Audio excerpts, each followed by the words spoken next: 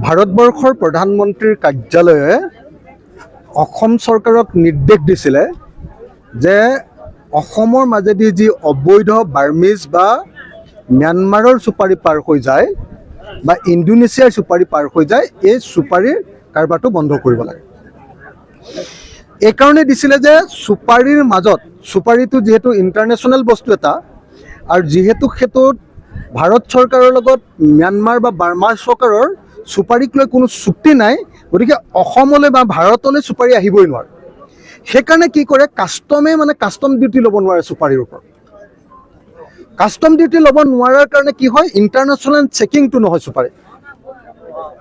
সেইকাৰণে চুপাৰিত যিহেতু international checking নহয়, একদম ডাইৰেক্টলি ম্যানমাৰৰ পৰা ডাইৰেক্টলি মণিপুৰৰ মাজেদি বা মিজোৰামৰ মাজেদি যিহেতু আমাৰ ইয়ালৈ সোমাই আহে, নৰ্থ ইষ্টলৈ সোমাই আহে, গতিকে সেই চুপাৰিৰ মাজতে ড্ৰাগছ আহে, অবৈধ ড্ৰাগছ, আৰু চুপাৰিৰ মাজতে AK-47 বা অন্যান্য মাৰণাস্ত্ৰ আহে।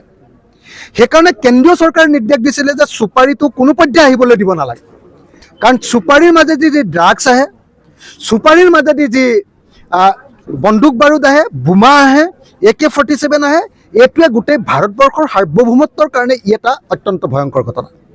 কিন্তু তাৰ পাছতো অসমৰ মুখ্যমন্ত্ৰী হিমন্ত বিশ্ব শৰ্মা নামৰ মানুহজনে এতিয়ালৈকে সম্পূৰ্ণৰূপে অসমত চুপাৰি বন্ধ কৰাৰ ব্যৱস্থা গ্ৰহণ কৰা নাই। অসমত প্ৰত্যেক দিনাই চুপাৰিৰ গাড়ী এতিয়াও ধৰি আছে, অবৈধ চুপাৰিৰ গাড়ী ধৰি আছে। আৰু আমি সকলোৱে জানো যে এই কামটো মহন্ত নামৰ এজন চিণ্ডিকেট মাষ্টৰে এই কামটো কৰাই আছে। অসমৰ যিটো নেশ্যনেল হাইৱে আছে, এই নেশ্যনেল হাইৱেটো পাৰ কৰি দিয়াৰ দায়িত্বটো হৰেণ মহন্ত নামৰ এজন চুপাৰি মাষ্টৰে এই কামটো লৈ আছে। এতিয়া কোনো টিভি, কোনো বাতৰি কাকতে হৰেণ মহন্তৰ নামটো নলয়। আৰু হৰেণ মহন্তক যে এজন মন্ত্ৰী বা মন্ত্ৰীৰ কেইজনমান মন্ত্ৰীয়ে বা অসমৰ মুখ্যমন্ত্ৰীৰ অফিচৰ পৰাই যে ছাপৰ্ট দি আছে, এই কথাটো কোনেও নকয়। অৰ্থাৎ অসমৰ মুখ্যমন্ত্ৰীৰ কাৰ্যালয়ৰ পৰা আৰু কেইজনমান মন্ত্ৰীৰ তত্বাৱধানত অসমত আজিৰ দিনটোতো ভাৰতবৰ্ষৰ প্ৰধানমন্ত্ৰীয়ে বন্ধ কৰি দিয়া চুপাৰি চিণ্ডিকেট আজিৰ দিনটোতো চলি আছে। আৰু চুপাৰিৰ ভিতৰত এতিয়াও ড্ৰাগছ আনি থকা হৈছে, চুপাৰিৰ ভিতৰত এতিয়াও AK-47, AK-56 আৰু অন্যান্য বোমা বাৰুদ আনি থকা হৈছে। আৰু চুপাৰিৰ টকাৰে এতিয়াও অসমৰ আৰু উত্তৰ পূৰ্বাঞ্চলৰ উগ্ৰপন্থী সংগঠনে, এতিয়াও সশস্ত্ৰ সংগঠনে এতিয়াও পইচা পাই আছে।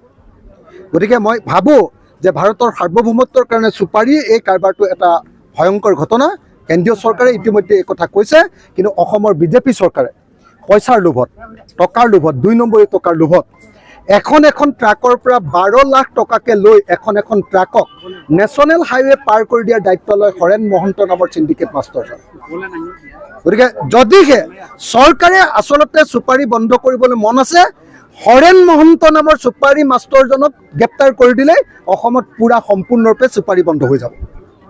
আৰু যদি হৰেণ মহন্তক চুপাৰি চিণ্ডিকেট চলোৱাৰ কাৰণে গ্ৰেপ্তাৰ নকৰে, তেতিয়াহ'লে মনত ৰাখিব লাগিব যে অসম চৰকাৰে কেন্দ্ৰীয় চৰকাৰক ফাঁকি দি অসমত চুপাৰি চিণ্ডিকেট চলাই আছে।